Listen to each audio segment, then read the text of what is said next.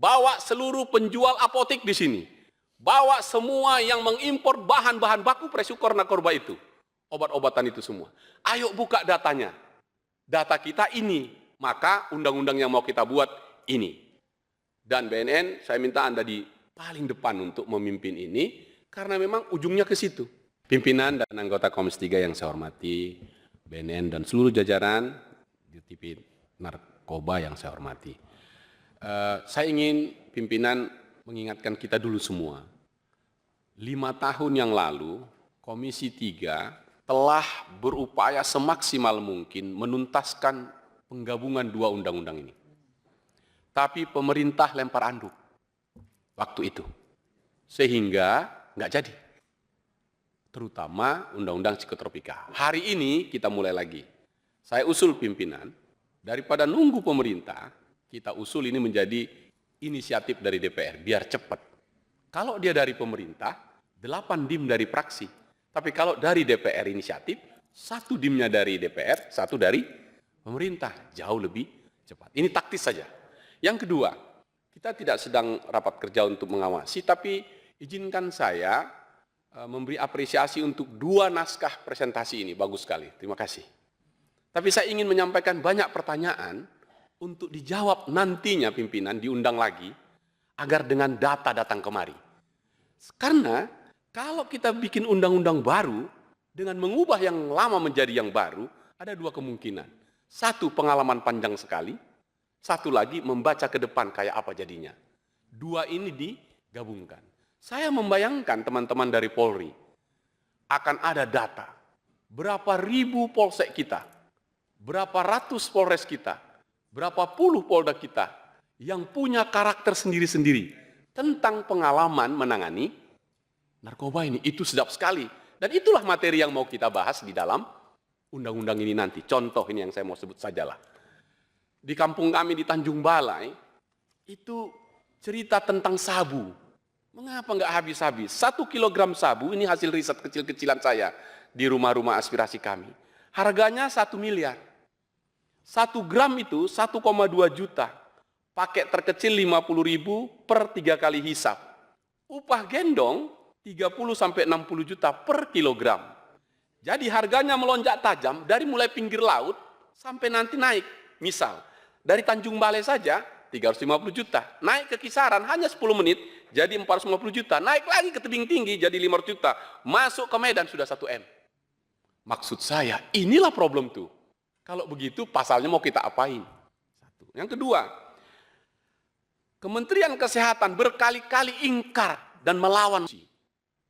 Mahkamah Konstitusi memerintahkan pemerintah untuk bikin riset tentang ganja medis. Nggak pernah dilakukan. Seingat saya, Pak Setio, BNN pernah mengatakan di sini, kami sedang melakukan riset itu. Kita tunggu risetnya, ganja medis itu. Karena itu jadi soal di sini. Sehingga, kalau misalnya ada lagi riset nih, riset lah, kalau paling gampang. Kalau sabu, berdampak pada tindakan kriminal. Kalau ganja, nggak ada dampaknya pada kriminal.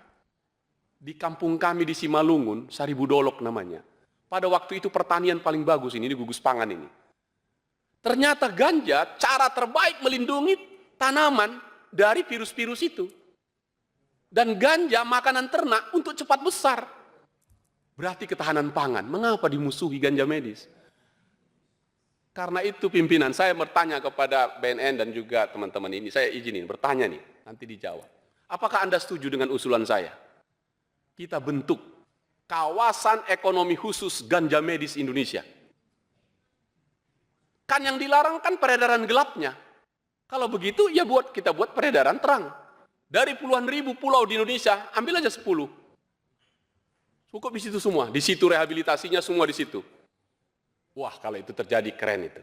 Nah, saya nanti bertanya aja itu, memancing aja, kira-kira setuju nggak itu?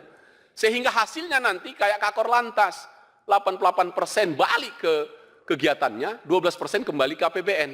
Supaya anggaran yang tadi kami persoalkan ini nggak lagi jadi masalah. Tapi jangan dijual di Indonesia, kan kira-kira begitu. Ini pertanyaan saya. Apakah ada risetnya? Daripada kita mencari soal-soal itu. Riset-riset itu penting. Ketiga, ini pertanyaan lagi. Apa benar menurut pengalaman Bapak-Bapak, ini kan user ini, apakah benar bahwa untuk menentukan pemakai, pengguna, dan seterusnya, yang sekarang ini masih bisa kita pakai? Menurut saya enggak. Satu saja bedanya, satu kaya raya, satu miskin. Jadi yang kaya raya itu yang ditangkap, yang disebut tadi oleh Bang Natsir Jamil. Jadi yang megang, yang ngedar, yang kecil-kecil itu, dia adalah korban semuanya. Sedangkan tadi bandar yang ditangkap di Malaysia tadi itu, itulah bandarnya. Kalau untuk narkoba Malaysia, saya tetap akan katakan ganyang narkoba Malaysia.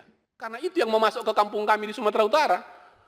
Jadi jangan tanggung-tanggung tentang itu. Jadi pertanyaannya adalah, ini undang-undang kita mau kita ubah ini, apakah itu lagi?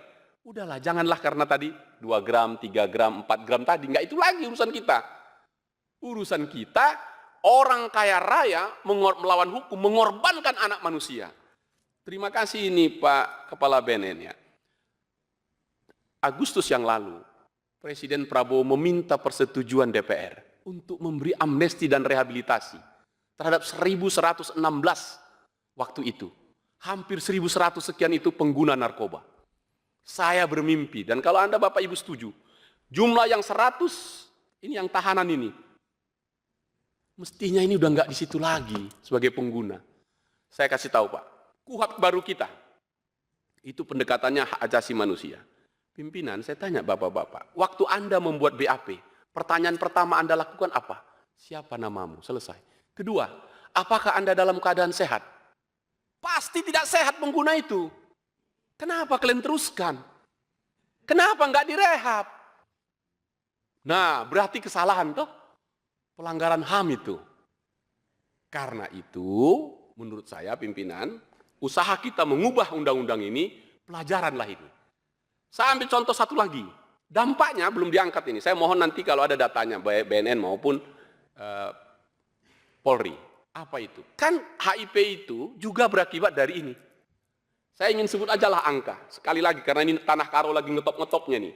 Di Tanah Karo ada 374 orang yang kena HIP.